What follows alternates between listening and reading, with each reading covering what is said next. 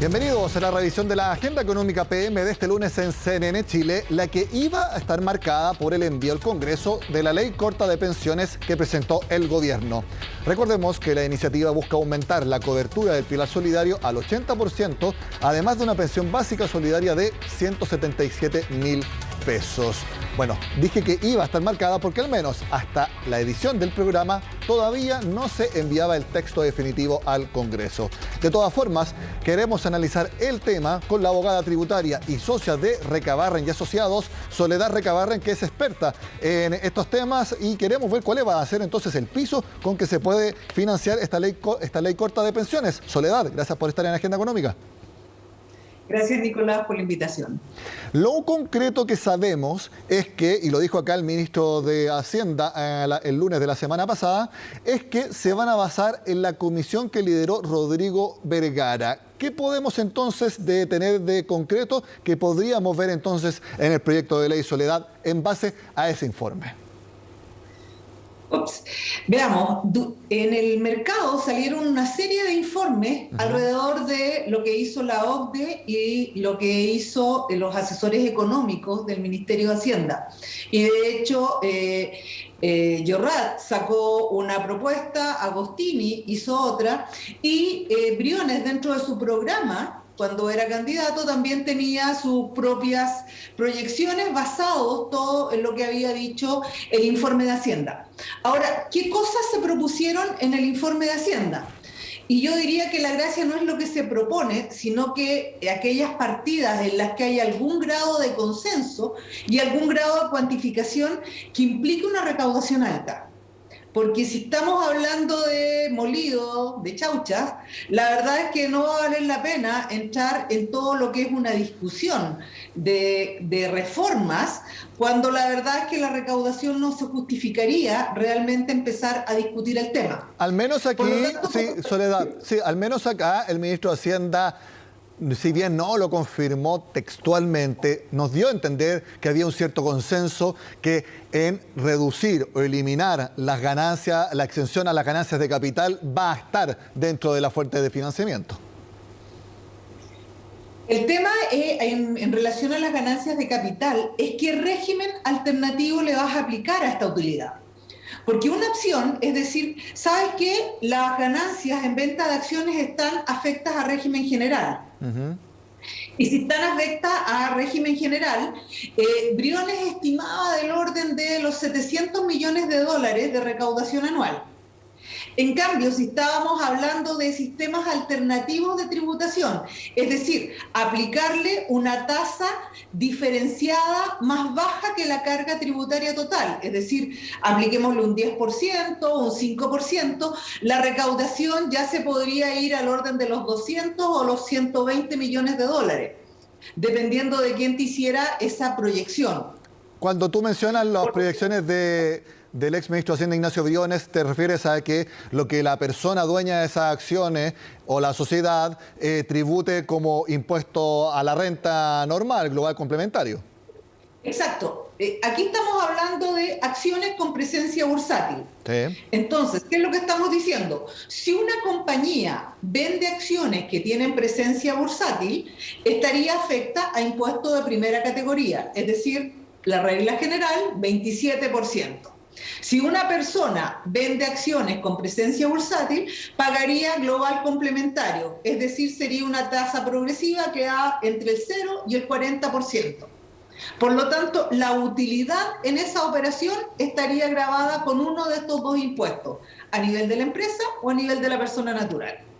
Entonces, según lo que tú pudiste recabar de los distintos informes, si se aplicara esta eliminación o reducción de la exención a las ganancias de capital, podríamos ir desde una recaudación entre 700 millones de dólares por alto o por lo bajo unos 200 millones de dólares. Exacto. De alguna manera, cuando Hacienda hizo esta proyección, hablaba de 250 millones de dólares y cuando Briones lo puso en su programa, habló de 700 millones de dólares. Y esto se diferencia principalmente a qué tratamiento le vas a dar a esta utilidad, tributación completa o algún impuesto menor, tal como ocurre, no sé, en Perú o en muchos países, en que te dicen la utilidad en venta de acciones no está afectada afecta a la tributación normal, sino como la utilidad de la venta de la acción se da porque la acción tiene utilidades acumuladas que cuando se distribuyan a los dueños van a pagar impuestos, se genera un efecto de doble tributación, porque tributas por la utilidad en la venta y después cuando esa utilidad se distribuye a los dueños vuelves a pagar global complementario.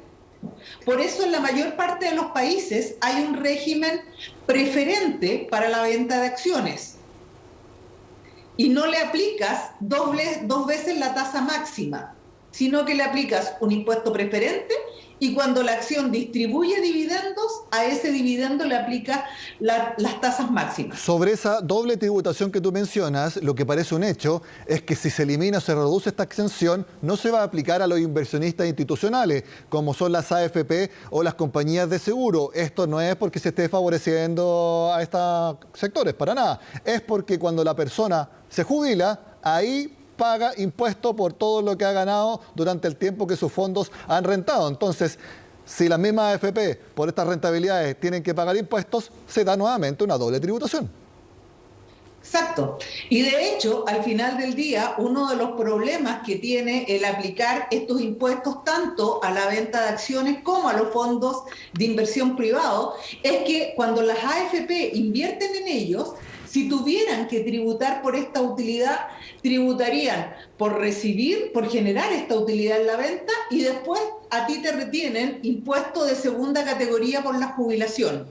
Entonces se genera un doble efecto tributario y, por el otro lado, si yo tengo que tributar cuando vendo acciones y soy una AFP, voy a generar un 27% menos de utilidad.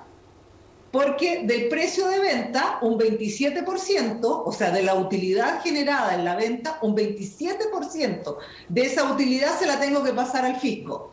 Y el otro porcentaje se queda para tu fondo de jubilación. Soledad, cuéntanos de qué se trata esta exención que actualmente está en el rubro inmobiliario, en las constructoras, que también se menciona como una que se podría eliminar y que incluso está en bastantes de los programas de los candidatos y candidatas presidenciales. Virtualmente estaba en todos, sí, o en casi todos, y este es el crédito que se le paga a las empresas constructoras por cierto tipo de viviendas, ¿ya? Son viviendas habitacionales hasta cierto valor de venta. ¿Qué es lo que se persigue con esta norma? Se perseguía con esta norma que las viviendas que son más masivas para la clase media no se vieran encarecidas totalmente con el impuesto al valor agregado cuando se incorporó en el año 97 el IVA a la construcción. Entonces, como una forma de que las viviendas no se encarecieran un 19%, se dijo, oye, una parte de este IVA se le va a devolver a la empresa constructora. Entonces, esta norma tenía sentido para que no se encarecieran las viviendas de clase media. ¿Cuál es el problema que tiene esta norma? Que los que compran masivamente estas viviendas no son necesariamente personas naturales de clase media, sino que existe mucho proyecto inmobiliario que compra propiedades para arrendar. Entonces, el beneficio no se lo están llevando las personas naturales que se pensaba que iban a recibir este menor incremento de IVA. Claro, que se transformaba íntegramente en precio. Como tú mencionas, es un beneficio cuando una persona optaba por la primera casa que podía tener y que allí iba a vivir. No es un beneficio pensado para inversionistas como es actualmente. Exacto. Entonces, cuando tú dices en qué se estaba pensando y en qué se transformó, te das cuenta de que el Estado, pensando en beneficiar a las personas naturales, está beneficiando negocios inmobiliarios. Y de ahí viene el decir, ¿sabes qué? Si queremos beneficiar a las personas naturales, más vale que demos subsidios directos a tramos hoy día de patrimonio un poquitito más altos que los que tenemos, pero no entreguemos este beneficio a la constructora o al negocio inmobiliario si es que se logró traspasar este crédito al comprador. Y en este beneficio, yo te diría que casi todos los estudios que se hicieron se movían entre los 600 y los 700 millones de dólares de beneficio. Ya, entonces, ya hablamos de las ganancias de capital que podrían ser entre 200 millones de dólares y 700. Vamos a establecer un punto medio en 500 millones de dólares, ¿ok? Tú mencionas que todos los informes que hablan sobre quitar este beneficio del IVA a estas propiedades podría recaudar en torno a 600, 700 millones de dólares. Vamos a dejarlo en 600. Entonces tenemos 500 y 600 millones de dólares. Ahí tenemos 1.100 millones de dólares, que fue lo que dijo el gobierno, que cuesta al año más o menos este aumento en las pensiones a través del pilar solidario. ¿Tú crees que con esas dos exenciones que se restringen y eliminan ya debería estar cubierto financieramente las necesidades? Yo hice este cálculo bien rápido ahora mientras hablábamos. No. A ver. No, porque yo diría que estas estimaciones no parten de la base de que el mercado cambia su conducta cuando te modifican los impuestos. Es cierto, es verdad. Es decir, tú puedes decir, oye, si yo considero hoy día la venta de las acciones con beneficio 107 y asumo que esa misma cantidad de acciones van a terminar pagando impuestos, yo te diría que no es real. Primero, porque no necesariamente me voy a comportar igual. Un extranjero a lo mejor venía a Chile, compraba acciones en la bolsa y las vendía porque salía sin ningún tipo de impuesto en esa pasada. Ese mismo extranjero, si le aplicamos impuesto adicional a esa ganancia, ya no va a venir a Chile a hacer esa pasada. Ahora, si yo tengo acciones que tengo en el mercado o yo necesito hacer un aumento de capital, yo podría decir, ¿sabes qué? Las pongo en el mercado con presencia bursátil o las pongo en el exterior como ADRs. Te recuerdo que una empresa chilena que transa en Chile puede dejar sus acciones que emiten un aumento de capital en un banco como en custodia, para que en el exterior se emitan documentos equivalentes a esas acciones y se transen en la bolsa de Nueva York o en la bolsa de Barcelona. Exactamente, el ADR son el equivalente a acciones y forman parte de la estructura de propiedad de la empresa. La utilidad en los ADR no tributa en el exterior. Por lo tanto, un extranjero podría decir, ¿para qué compro acciones en la bolsa chilena si puedo comprar el mismo producto libre de impuestos en Nueva York? Entonces, a eso me refiero yo, con que no necesariamente el impuesto aplicado sobre el número de operaciones que hoy día están ocurriendo en Chile, se te lleva directamente a la tributación. Tienes que aplicar todo el cambio de conducta en el mercado producto de la alza de impuestos. Bueno, como ven, esta conversación con Soledad Recabarren no es solamente una entrevista, también son clases de legislación tributaria porque nos aclaras muchos aspectos que obviamente son fundamentales a la hora de evaluar estas propuestas legislativas. Soledad Recabarren, como siempre, gracias por conversar con Agenda Económica. Vamos a seguir en contacto ya cuando conozcamos el texto de ley definitivo. Que estés muy bien. Nicolás, un placer. Hacemos la pausa y ya volvemos con más Agenda Económica en CNN Chile.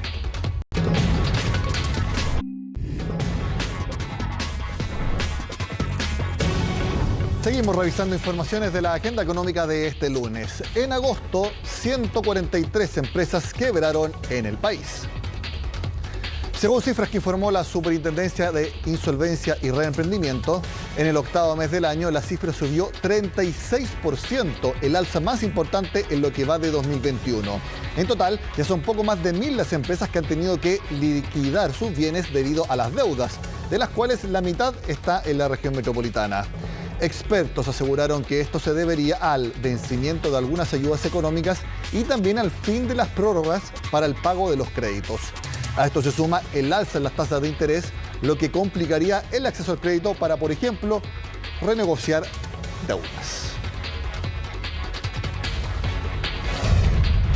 En otro tema, luego de una caída de 10% en la rentabilidad durante el primer semestre, los afiliados del Fondo E decidieron cambiarse.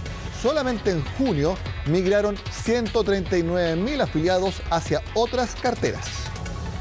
Si bien los traspasos en su conjunto cayeron casi 20% respecto al mes previo, el Fondo A, que es el de mayor riesgo, recibió a 59.000 nuevos afiliados netos. Es decir, entre los que llegaron y los que salieron del Fondo A, hubo un resultado de 59.000 nuevos afiliados netos.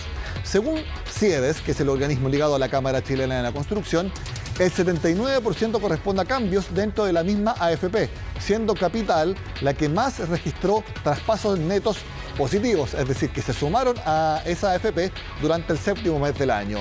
En total, los montos transferidos en julio superaron 7.000 millones de pesos.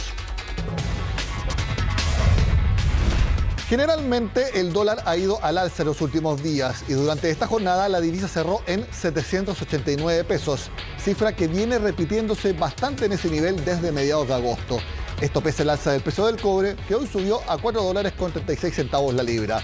En el mundo, la moneda norteamericana se ha fortalecido debido a las expectativas que hay en el mercado ante una posible retirada de estímulos de la Reserva Federal de Estados Unidos, y esto es a un día, ya que este martes conoceremos la cifra de inflación en ese país.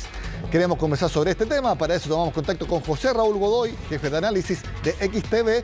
José Raúl, el hecho de que la Reserva Federal empiece a retirar estímulos es el proceso que se conoce como tapering en la jerga económica financiera.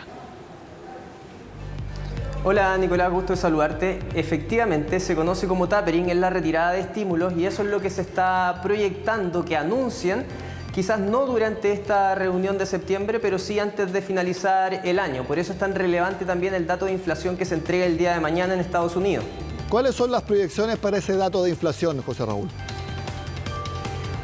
Desde mayo estamos viendo la inflación en Estados Unidos sobre el 5%, muy por encima del rango objetivo de la Reserva Federal, que es tenerlo en torno a un 2%, pero sí hemos estado viendo que se empieza a desacelerar y esas son las expectativas, que del 5,4% interanual que registró el mes pasado disminuya, pero un leve 0,1%, es decir, se están esperando que la inflación en Estados Unidos siga en torno a los 5,3% y eso siguen siendo rangos inflacionarios muy elevados que de cierta manera incomodan a la Reserva Federal y podría generar que ya pronto anuncien el inicio de la retirada de los estímulos monetarios.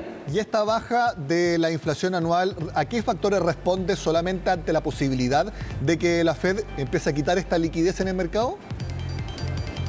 Claro, son más que nada expectativas. De todas maneras, lo que prevalece es que la inflación sigue siendo persistente.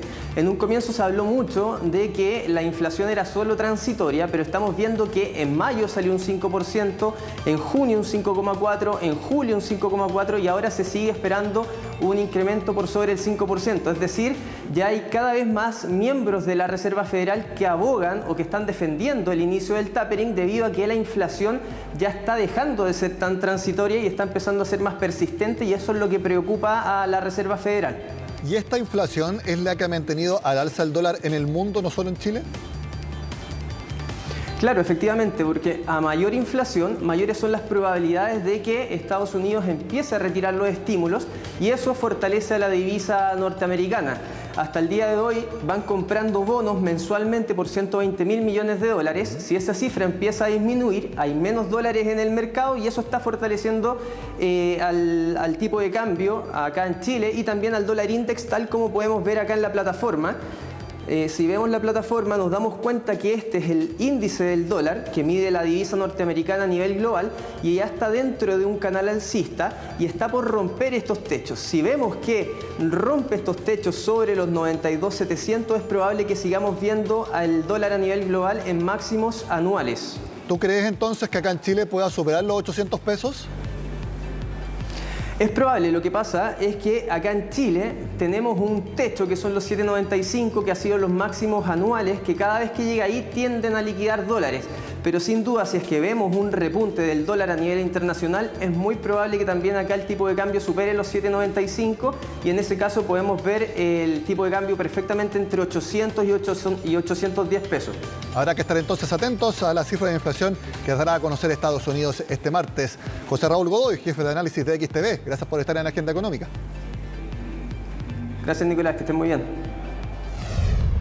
Con este análisis del tipo de cambio y también de las presiones inflacionarias, que es verdad, es un fenómeno mundial. Lo que pasa es que acá, dentro de Chile, hay factores que no se repiten en otras partes del mundo. Esa es la discusión también política económica actualmente.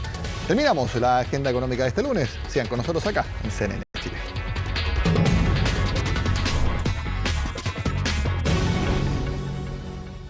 Agenda Económica fue presentada